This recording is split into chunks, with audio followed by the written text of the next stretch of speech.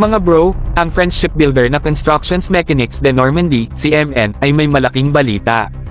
Ang unang 70 meters landing craft na ginawa para sa Angolan Navy ay dumating na sa Angola, isang patunay na kaya nilang gumawa ng mga modernong amphibious ships na hindi basta-basta.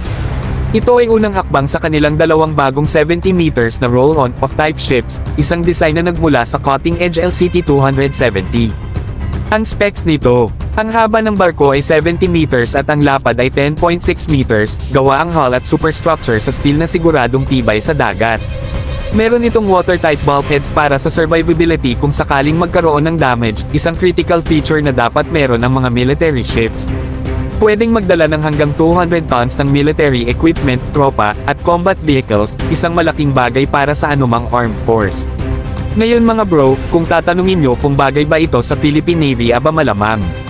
Ang tanong na ito ay isang resounding yes.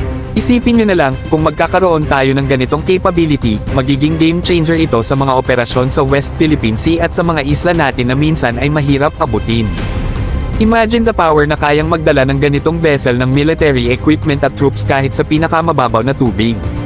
Ang benefits, ang Philippine Navy ay magkakaroon ng mas mataas na operational flexibility at speed sa deployment ng troops at resources sa mga strategic locations. Magagamit ito sa iba't ibang sitwasyon, mula sa disaster response hanggang sa military operations, at kahit sa humanitarian missions. Kung tutusin, ito ang tipo ng barko na kayang magbigay ng edge sa atin sa rapid mobility and strategic transport.